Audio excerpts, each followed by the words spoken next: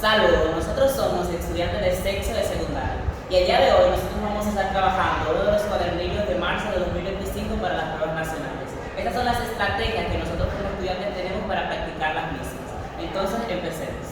Como primera pregunta nosotros tenemos: son biomoléculas compuestas principalmente de carbono, hidrógeno y oxígeno. Son fuentes esenciales de energía y son alimentos impredecibles en la dieta diaria. De acuerdo al anterior, ¿cuál de las siguientes biomoléculas cumple con la descripción? A. Las proteínas. B. Los carbohidratos. C. Las vitaminas. D. Las grasas. Esta respuesta es la opción B, los carbohidratos, ya que cada vez que queramos tener una dieta ya más balanceada, más adecuada, siempre se nos olvidan los carbohidratos. Bien. Segunda pregunta. ¿Es común emplear los términos grasas y aceite como sinónimos, aun cuando se refieren a dos productos diferentes? Esto se debe a la aparente similitud de sus propiedades y sus composiciones. De acuerdo a lo mencionado, ¿en cuál de los siguientes enunciados se establece la diferencia fundamental entre grasa y aceite? A. La grasa se utiliza en la cocción de alimentos y el aceite se usa de lubricante en las industrias. B. La grasa es líquida a temperatura ambiente y el aceite es sólido. C. La grasa es sólida a temperatura ambiente y el aceite es líquido. D. La grasa tiene origen vegetal y el aceite tiene origen mineral.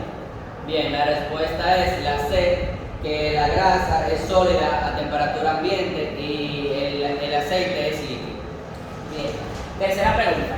Los gases no poseen forma ni volumen definidos. Ocupan todo el volumen y toman la forma del recipiente que los contiene, y muchos no tienen color ni sabor. De acuerdo con lo anterior, ¿a qué se debe que los gases ocupan todo el volumen y toman la forma del recipiente que los contiene? Ok, la respuesta es la D, debido a que sus partículas están muy separadas entre sí y no se atraen. Un ejemplo de esto es cuando tenemos un cilindro de gas, este se va a llenar completamente debido a que las partículas están suficientemente separadas como para que ocupe todo el espacio. Bien, cuarta pregunta. En un laboratorio se está estudiando el movimiento de caída libre de los cuerpos. Para ello se deja caer una masa desde una altura al aire libre y luego la misma masa se deja caer desde la misma altura, pero dentro de una cámara de vacío y notan que la velocidad de caída de la cámara de vacío es mayor que la del aire libre. De acuerdo con la información anterior, ¿a qué se debe el aumento en la velocidad de caída? A que se aumenta la masa y eso produce mayor aceleración. B. A que se aumenta la altura y eso hace que el desplazamiento sea menor.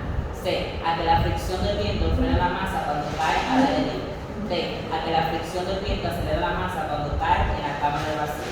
Entonces, bien, aquí la respuesta es la C, sencillo, porque cuando nosotros lanzamos un objeto en un espacio donde hay aire, ese objeto va a ser frenado por el aire que se encuentra en ese espacio, por los signos. Ahora, en una cámara de vacío, que es un lugar donde no existe aire, no hay oxígeno, el objeto va a caer porque no tiene nada que le impida, no tiene ninguna fuerza que le impida bajar a la parte que está cayendo. También un ejemplo de esto es cuando lanzamos un papel, que el papel, ustedes no sé si se dan cuenta, que hace una resistencia al aire que contiene el entorno, ya que va bajando despacio y no cae del todo. Exacto, es decir, que dependiendo de la fuerza es que el objeto va a caer. Por ejemplo, nosotros tenemos un papel y una piedra. Si lo posicionamos en un lugar donde hay mucho aire, esos dos van a caer de manera diferente, es decir, uno va a caer primero que otro. Ahora, si lo hacemos en una cámara de vacío, como no hay fuerza que le impida a los cuerpos bajar, van a caer al mismo tiempo. Entonces, bien, sexta pregunta. Al realizar el cruce de plantas lisas dominantes con plantas rugosas recesivas, ¿qué proporción de plantas rugosas se obtendrán en la segunda generación?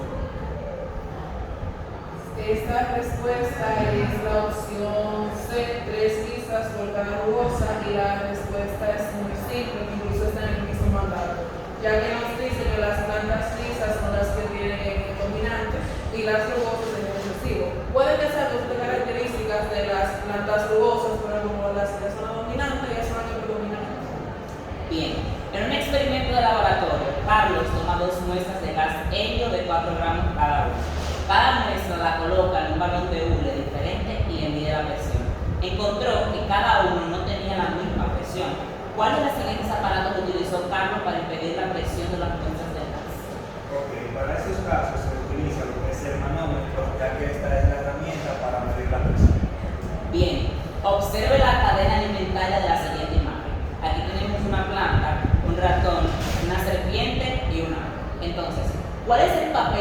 desempeña la rata en esta cadena alimentaria.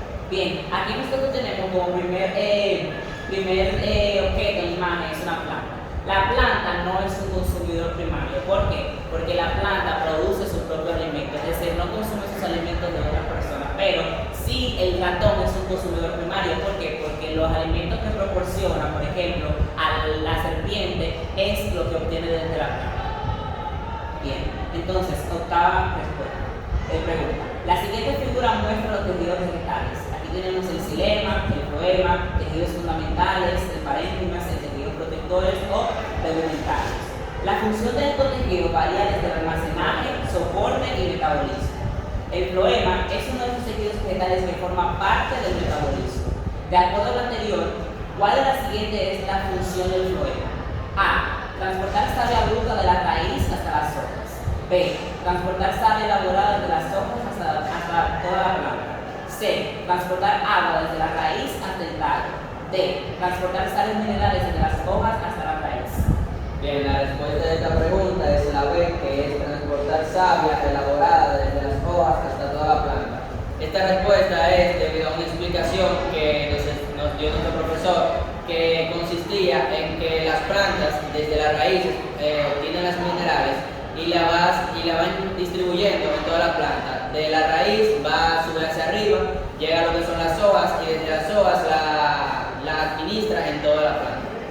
Bien, observe la imagen de la siguiente célula. De acuerdo con la imagen anterior, ¿en qué lugar de la célula está localizado el ADN? A. En el núcleo. B. En el citoplasma. C. En los organulos. D. En la membrana. El ADN se encuentra localizado en el núcleo, lo que sería la opción A. Es en el núcleo, ya que los demás lugares que contienen la célula no podemos encontrar el ADN. Bien, entonces luego aquí tenemos un texto con el cual nosotros vamos a responder las preguntas 10 y 11. El físico italiano Francesco Redi investigó por qué aparecen gusanos en la carne descompuesta. La aparición de gusanos era considerada como evidencia de la generación espontánea, es decir, la producción de seres vivos a partir de materia no viva. Redi observó que las moscas revoloteaban alrededor de la carne fresca y que los gusanos aparecían en la carne que no había sido refrigerada por algunos días. Entonces, Redi supuso que los gusanos en la carne descompuesta son producidos por las moscas. En ese experimento, él quería controlar una sola variable, el acceso de las moscas a la carne. Por eso, el investigador tomó dos envases limpios y los llenó con pedazos de carne. Dejó un envase abierto, al que llamó control, y cubrió el otro con una gasa para impedir el acceso de las moscas, envase experimental. Redi mantuvo todas las otras variables iguales con todo el tipo de la carne, la temperatura, el tipo de envase y el tiempo. Después de unos días, Redi observó que había algunos gusanos sobre la carne que estaba al descubierto, pero no había ningún gusano en la carne del envase cubierto con gasa.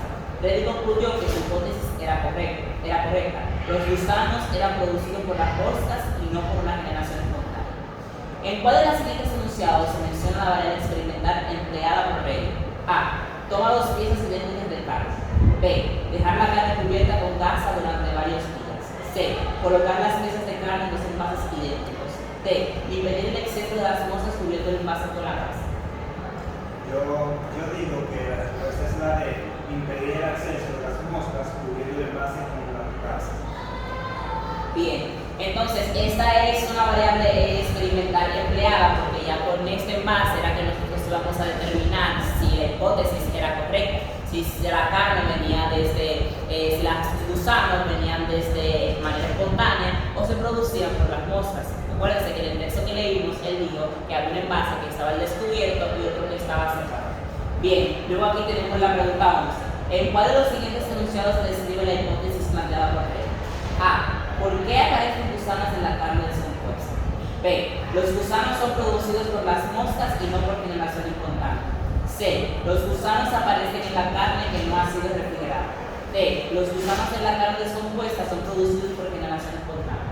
Bien, la respuesta de esta pregunta es la B. Los gusanos son producidos por las moscas y no por generación espontánea. Si bien es cierto, existía una hipótesis de las personas hace mucho tiempo, y es que mencionaban que de la descomposición de la carne de manera espontánea nacían lo que eran los gusanos.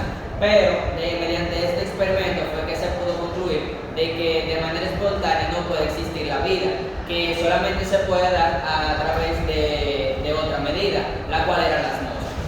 Bien, luego de aquí tenemos la pregunta número 2. Un estudiante arma un circuito con una batería de 9.0 voltios y una resistencia de 2 ohms. Al medir la corriente eléctrica obtiene un valor de 4.5 amperios. Luego el estudiante cambia la batería por una de 18 voltios y nota que la corriente aumenta al doble. De acuerdo con la información anterior, ¿a qué se debe la diferencia en la medición de la corriente? A que a mayor voltaje circulará mayor corriente. B. A que ambas baterías tengan el mismo voltaje. C. A menor voltaje circulará mayor corriente. D. El valor de la corriente no depende del voltaje. La respuesta de esta es la A que mayor voltaje circulará mayor corriente, ya que al nosotros tener una batería de 9 voltios, esta circulará a medida del voltaje que esté creciendo, pero nosotros cambiamos la batería por una que es el doble de voltios, entonces por ende va a tener mucha más corriente, el doble en este caso. Bien, pregunta número 3. En el laboratorio se determinó el pH a 3 soluciones, C1, C2 y C3, para determinar si son ácidas o son básicas, y se obtuvieron los valores que se muestran en la siguiente tabla. Solución C1, valor del pH 2, C2 4, C3 2. A partir de esa información, ¿cuál de las siguientes opciones es una conclusión correcta? A. La solución C1 es básica. B. La solución C3 es ácida. C. Las soluciones C2 y C3 son básicas. D. Las soluciones C1 y C2 son ácidas. La respuesta correcta, la opción correcta es la B, que las soluciones S1 y S2 son ácidas. Cuando hablamos del pH, mientras más reducido es el valor, más ácido es lo que se está hablando. Y si ya va aumentando, como en el caso de S3 y S2, sería más homogéneas. Y existe una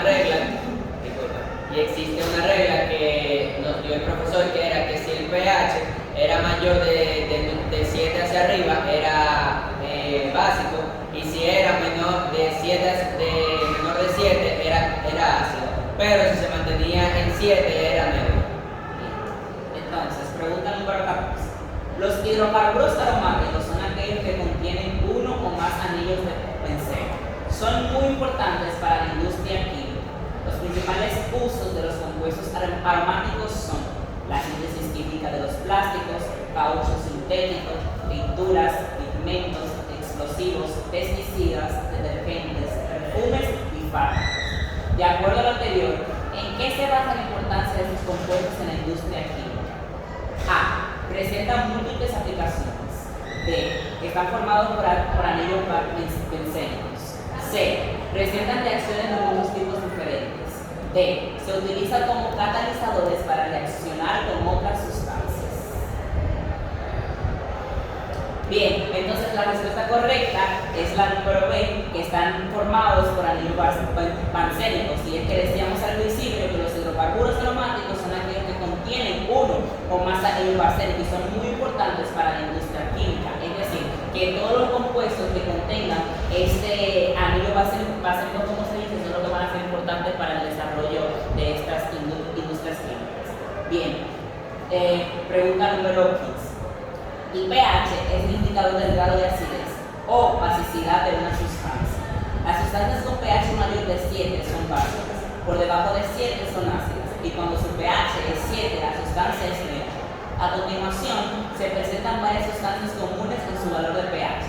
Sustancia: leche con un pH de 6.5, café con un pH de 5.0, jugo de limón con un pH de 2.2, jugo de manzana con un pH de 3.0, agua pura con un pH de 7.0 y jabón de manos con un pH de 9.0. De acuerdo a los valores del pH, ¿cuál de las siguientes es la sustancia más ácida? A. Café. B. Agua pura. C. Jugo de limón. D. Jugo de manzana. La opción correcta es la opción C, jugo de limón. Hagamos memoria que volvamos hacia atrás. Mi compañera aquí mencionó unas reglas del pH y como podemos ver, el líquido que tiene la menor cantidad es jugo de limón con un 2.2, por lo cual la pregunta 16. Cuando un paracaidista se lanza en caída libre desde un avión, él acelera durante los primeros instantes, pero después de unos segundos desciende con una rapidez constante de alrededor de 250 kilómetros por hora. Lo anterior sucede porque la fuerza neta sobre el paracaidista es cero, como lo muestra en la siguiente imagen. En el diagrama falta nombrar una de las fuerzas que actúan sobre el paracaidista. ¿Cuál es esta fuerza? A. La fuerza normal. B. La presión. C. La fricción. D. La fuerza de flotación. La respuesta correcta para esta pregunta sería la fricción, ya que esta también viene influenciada con lo que es el peso del paracaidista. Bien. 17.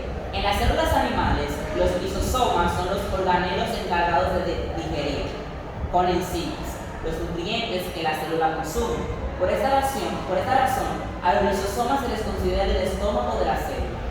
Si en una célula todos los lisosomas se reunieran, ¿qué le sucedería inicialmente a esta célula?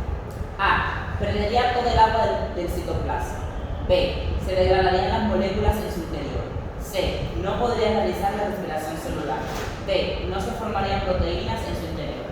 La respuesta a esta pregunta es la B. Se degradarán las moléculas en su interior. Es por eso que la ciencia considera el lisosoma como el estómago de la célula de los animales. También que si no hubiera un lisosoma, las moléculas interiores no tienen forma de cómo nutrirse, por lo tanto se destruyen. Exacto.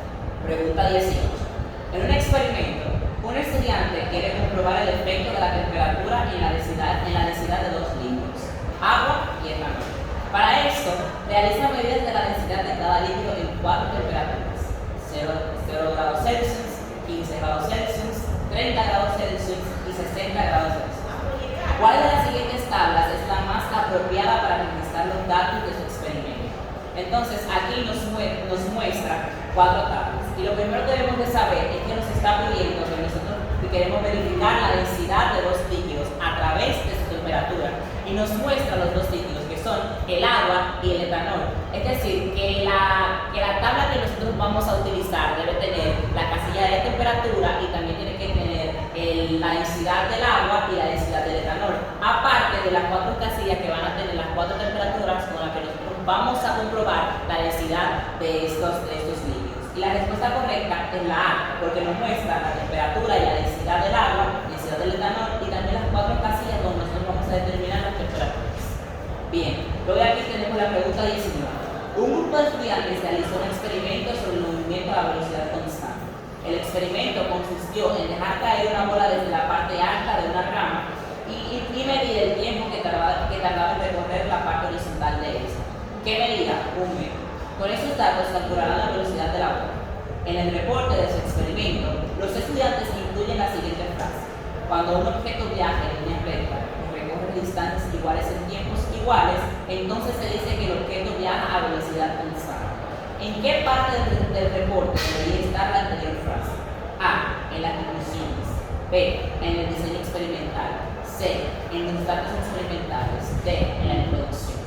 La respuesta es la D, que esta información debería estar en la introducción para que así la persona que vaya a leer sobre el experimento pueda desde el principio entender el experimento, que se basa en que cuando un objeto viajará en línea recta, su velocidad, si su velocidad a la velocidad que empieza el objeto seguirá con una velocidad constante.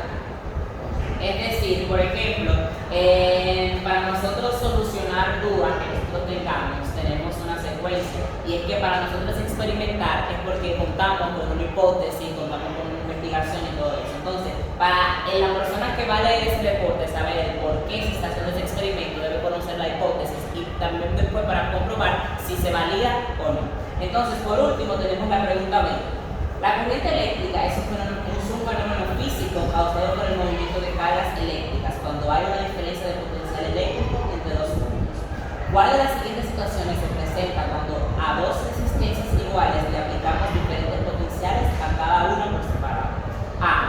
En la de mayor diferencia de potencia circulará mayor corriente. B. Por ambas resistencia circulará la misma corriente. C. En la de menor diferencia de potencial circulará mayor corriente. D. El valor de la corriente no dependerá de la diferencia de potencial aplicada. La respuesta de esta es la A.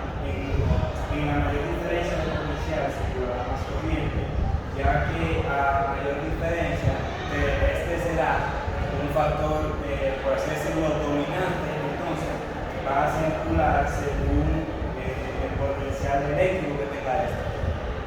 Bien, esto ha sido todo por hoy. Esperamos que les haya servido de mucho este video y que puedan aplicar todo lo practicado aquí y explicado para las pruebas nacionales. Nos vemos en la próxima.